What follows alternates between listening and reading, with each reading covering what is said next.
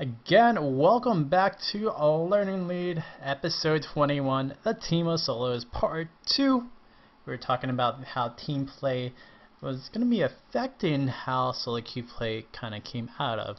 And right now, unfortunately for our awesome spectator mode, the unfortunate part of this is that, solo queue is kind of the thing we're going to have to look at because I guess my old replays of the team play is not going to work out. So we're going to go to the team play of the bot lane, pretty much, of my duo partner slash my kind of new, 80 bot lane as well for the team of Moonfall that we're part of right now. And we're just going to look how team play kind of affected how our communication and how, in general, what team play did for us as well. Again, if you guys want to hear this story, I played with Four-Core Jester, I think a bit ago, and we did do some team play, some team ranked as well. And in general, why do team play? Why do team ranked? Well, I guess team ranked is the kind of avenue of practicing for solo queue as well, but practicing and harnessing of self-improvement as well, right? You want to do team ranked or you want to do team play because you want to, grow a little bit more into the game of League of Legends. Again, League of Legends, solo queue, ranked or duo queue or so, whatever, relies a little bit less about communication, but whoever has more communication wins the game usually. In a team ranked game or in a team normal game per se, you have more communication because technically you are 5 friends or 5 people that kind of know each other, or maybe know each other and talk to each other, or 5 people over onto a VoIP, a voice over IP / event, a Skype, a TeamSpeak, a Dolby Axion, and you're like talking to each other and communicating. And so one difference, and the biggest difference about solo queue and ranked / team play, is that you have communication, and communication is very, very vital in a game where you have 5 different people trying to do a one little thing, which is called winning. So, in general, with team play, you want to have that communication. So with our bottom lane, we have both Tarek and Caitlyn, Windfury and myself, and we are just trying to communicate to each other, saying, we want to kind of set up this lane. I think we were talking about this before the game started. We saw the pics of Ezreal and also onto Sona. That's a lot of poke, a lot of harass, and you don't want to get bursted down. And to beat harass, to beat poke, technically this is what Neotanza said. Poke beats burst. Technically, I think that's what Neotanza said. I'm not quoting it. It's on a tweet somewhere, but I don't remember where I put that tweet.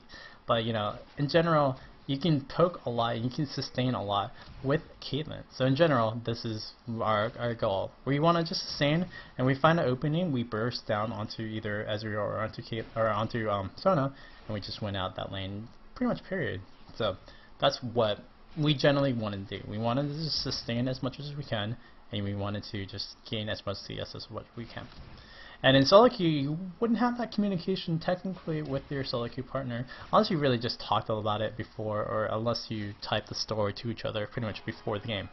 While in general, for the game of this one, such as duo queue / this team game, whatever, but this duo queue, we already communicated that this is our goal and this is our objectives. And in team gameplay in general as well, you have that same idea. You still have that kind of goal. Like at 7 minutes, I want to go to blue buff and contest their blue because I know their blue jungler is going to be able to, or their blue jungler already took their blue, and that's what we're going to do. And in general, that's what you want to think about when you're playing in a ranked game or a ranked team game, or even in a team scrim or a team game in general. You want to know and you want to communicate to your team that you want to do a little bit of something to try to get ahead of the game. So that's what we communicated before at bot lane. We're like, okay, we just have to stay now, just have to take pokes, and whenever we poke, we take a good trade, like we did over there with Rhetorical taking a lot of bit of poke, but Windfury taking a little bit back as well. So in general, this is what you want to do, right? So now we're at this bottom lane, and we're thinking, what can you take away? Okay, so in general, yeah, that's what we want to do. We want to just communicate and just get ahead. What can you take away from team ranked / queue? Communication is a very vital thing, and we learned that in solo queue, patience is a very vital thing, right? So with that patience, you turn that into while I see that everything's in push, I'm going to be patient enough to say, you know, maybe our jungler will be able to go bottom and gank for us. And that's what we're thinking as well. So, you know, we're just going to be patiently waiting, just finding any opportunity to really poke at Ezreal or poke at Sona. But in general, just waiting in line while this minion wave is pretty much just at our tower to make sure that, you know, we can get a successful easy gank off on these two people who are just pushing super hard. Again, another poke kind of battle, whatever, that's fine. But in general, that's kind of another thing that in team ranked or team solo queue, you want to know, like, oh, well, if I do this, then I can have that. If I let this minion wave push up to pretty much near our tower, but not enough to have the tower shoot at it, we get free CS, and we get an easy gank for the jungler per se as well.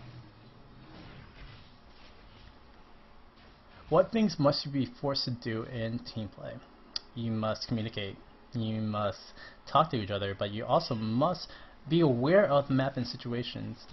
And moreover, like, I've been playing with this team for like only about like what, a week, maybe even more, a little bit, but I've been thinking, you know, I've been having to communicate a lot more than I usually do, especially in solo queue. In general, you don't really talk to people in solo queue unless you kind of know them as a friend, or if you do a queue like we are right now.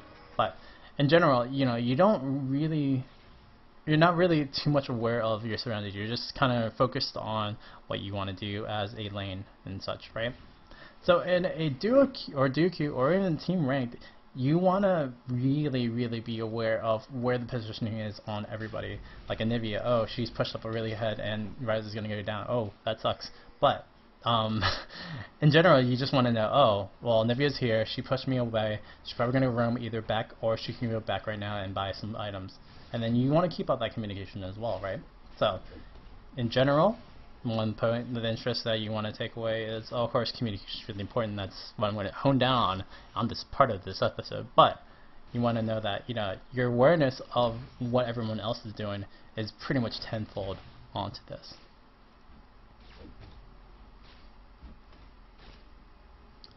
So that's another thing you're going to be forced to do during a team ranked game, that's a team solo queue game, if anything, as well.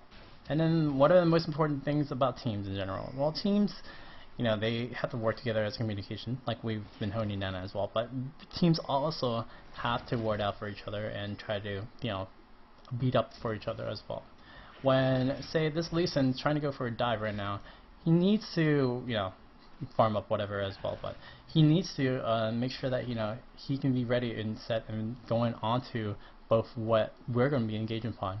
And usually when you have that communication, you can just get that on, right? Unfortunately for not, this is a solo queue but not a team game, but if that Lee Sin was actually a little bit ahead of ourselves, we could actually probably gotten a kill over here, which we'll probably try to see. It'll be a lot of damage onto Rhetorical, but I don't think it's going to be actually a takedown as well.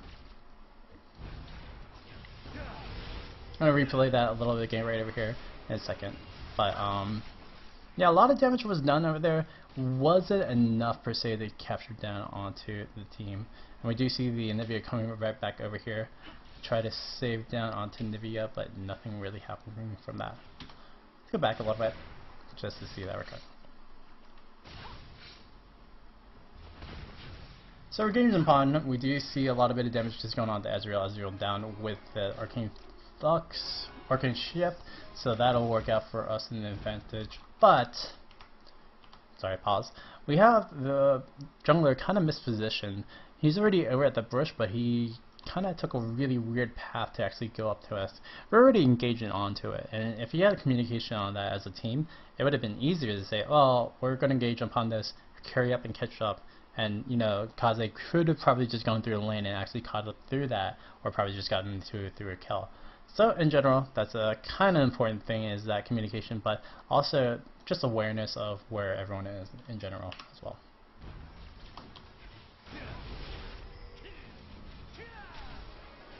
And yeah, team play in general with this little bit of awesomeness is just how little things will just keen over on yourself onto where your solo queue play will just get a little bit better as well, and vice versa as well, with that patience and with that, you know, knowledge of, oh well, I did this before, I can do this again if such and such happens. Like with Ezreal playing a little bit too aggressively, I can stun him even at tower and still take a bit of shots into the turret even as well if we can get a kill or secure something as well.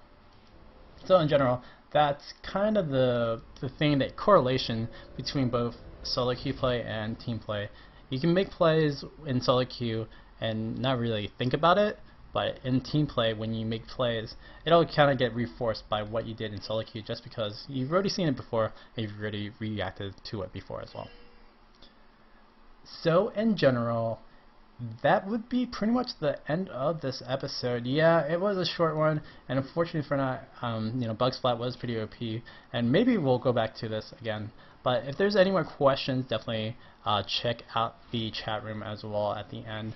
Thank you again for all the people who watched today. It was an awesome showing from everyone out there. Great job by the guys over there. But in general, keep up the play, keep up the repetition, and practice as much as you can, because season 2 is about to end over for League of Legends, and unfortunately when season 2 ends, we start a new season, and with new seasons it's a lot of bit trolly. So we'll see what that will be coming into play pretty soon. But in general, just keep up, just practicing, and just getting down onto the teams that you have against you. And with that, you can actually just become a better gamer, become a better player, and overall just learn more about this game of League of Legends. Overall, thank you again to everybody who watched today for Definitive Esports. Do check out the follow button on top left if you can. Check out the Definitive Esports sponsors as well. Wow, that movement of that camera. But check out the sponsors as well: XMG, Antec, Shrutin, BenQ, and Mad Cats. But overall, just be a better player as well. And check out their stream, Learning League, every Monday at 2 p.m. Eastern. Other than that, thank you again for watching. It has been L3IRD, and I am